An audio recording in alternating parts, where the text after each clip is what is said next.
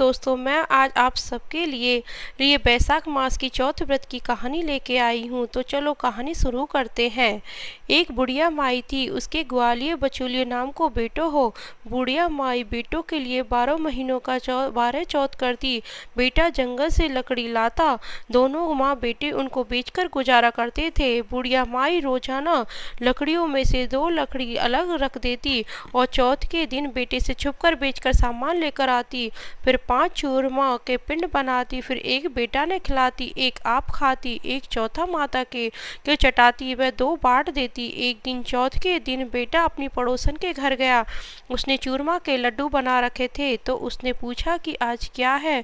सो थे चूरमा बनाया है। पड़ोसन बोली कि मैंने तो आज ही बनाया है, तेरी माँ हर रोज के दिन बनावे है, तुमको आज दिया क्या? बेटा बोला दिया तो था। पड़ोसन बोली तुम लकड़ियाँ लेकर जाते हो जिससे तेरी माँ तेरी माँ छुपा कर बेचकर चूरमा बनावे है। बेटो माँ के पास गया और बोला कि मैं इतनी मेहनत से लकड़ियाँ लेकर आता हूँ, तुम चूरमा करके खाती हो, यह तुम मुझको छोड़ दो या चौथ माता को।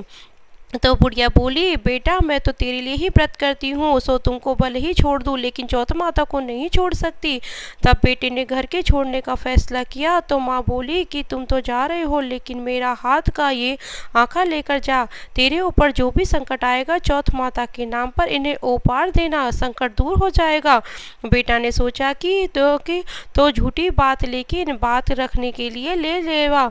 घर से चला, थोड़ी दूर गया और देखा कि खून की नदी बह रही है, किधर से भी रास्ता नहीं था। तो उसने माँ के लिए आँखा पुआर के बोला कि चौथ माता अगर ये नदी सूख कर रास्ता हो जावे तो तुम सच्ची हो। इतने में ही नदी सूख कर रास्ता हो जाता है। थोड़ा आगे चलने पर रात होने लगी तो और सुनसान जंगल आ गया और तब बोरखा पुआकर बोला कि हे चौथ माता, मैंने रास्ता मिल जावे तो नहीं जाकर मुझे खा जाएगा। इतने में ही रास्ता मिल गया। आगे एक राजा की नगरी में गया। राजा हर महीने एक आदमी की बलि देता था। एक बुढ़िया के घर से में गया तो देखा कि बुढ़िया माई रोटी बनावे हुए रो रही थी। तब उसने पूछा कि माई तुम क्यों रो रही हो? बुढ़िया बोली मेरे लिए एक ही बेटा है और आज वो राजा की बलि चढ़ जाएगा, ये मैं रोटी उसके लिए बना रही हूँ। वो बोला कि माई ये रोटी मुझे खिला दो, मैं तेरे बेटे के लिए बदले चला जाऊँगा। माई बोली रोटी खिला दूंगी लेकिन तुझको कैसे भेज दूँ? उसने उसे रोटी खिला दी। रात में सोते समय बोला कि राजा बुलावा आवे तो मेरे को जगा देना।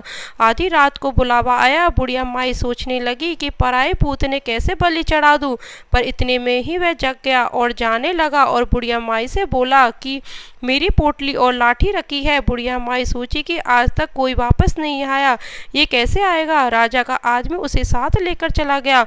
वहां पर उसे कच्चे घड़े पकने वाले कुंड में चुन दिया।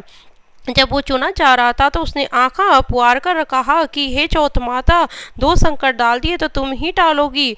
इतने में आँखा तैयार हो गया। 2 दिन बाद आवा के पास बच्चे खेल रहे थे। बच्चों ने खेल खेल में आवा कर कंकरी मारी तो उसमें से आवाज़ आई। बच्चों ने राजा के आदमियों के पास जाकर कहा कि आवा पक गया है। राजा के आदमियों ने सोचा कि 6 महीने में पकने वाला आवा इतनी जल्दी कैसे पक गया। उन्होंने ये बात तो को बताई।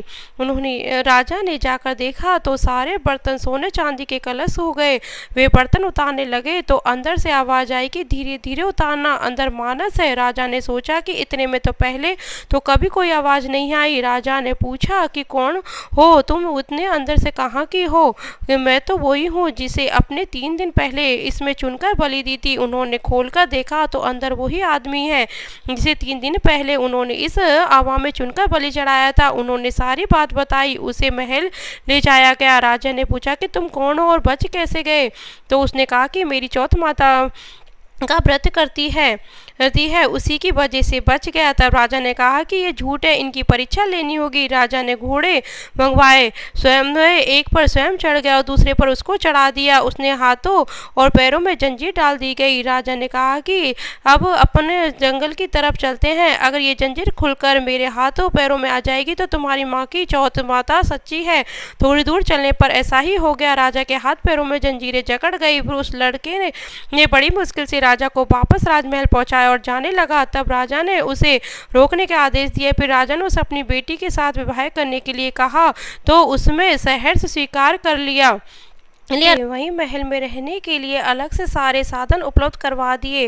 वह राजकाज में सहयोग करने लगा। कुछ महीनों बाद उसे घर की याद आई तो एक दिन मौसम बहुत ही खराब हो रखा था, चारों ओर बिजलियां कड़क रही थी। उसने अपनी माँ की याद आई तो उसने अपनी पत्नी से कहा कि आज तो बिजली रे मेरे गांव की तरफ चमक रही है। तो उसकी पत्नी यानी राजा की बेटी ने कहा कि आप के गांव भी है क्या? तो उसने बताया कि हाँ। उसने अपनी माँ के बारे में बताया, फिर कहा कि गांव चलेंगे। दूसरे दिन सुबह वे गांव के लिए रवाना हुए तो राजा ने खूब सारा धन देकर उन्हें विदा किया। गांव के समीप पहुंचने पर लोगों को पता चल गया कि उसकी माँ से बुढ़ापे में लकड़ियां तो कटती नहीं थी, इसलिए गोबर के उपले बनाकर उन्हें बेचकर जीवन यापन कर रही थी। वह उपले बीन कर रही थी तो उसी पड़ोसन ने बताया कि बुढ़िया माई तेरे बेटे बहू आ रहे हैं। तो उसने कहा कि मेरे भाग्य में बेटे बहू कहाँ है? एक बेटा था, इसे भी तुमने लगा बुझा के निकाल दिया। तो उसने कहा कि मैं सच बता रही हूँ, विश्वास नहीं हो तो देख लो। बुढ़िया ने छत पर जाकर देखा तो सच में गांव की तरफ एक लश्कर आ रहा है। घर आकर बेटे बहू ने पांव छुए। बेटे ने कहा कि माँ, तेरी चौथ माता के प्रभाव से मैं आज जिंदा हूँ। उसी दिन उसने पूरे गांव में हाहाकार करवा दिया कि कल मेरे घर सामूहिक भोजन है। दूसरे दिन सबको भोजन करने के बाद खूब सारे उपहार देकर कहा चौथ माता का व्रत करें। चौथ माता जैसे बुढ़िया माई और उसके बेटे को संकट से बचाया, वैसे सबको बचाना, पढ़ने वालों को, सुनने वाले को और उनके परिवार वालों को। बोलो चौथ माता की जय।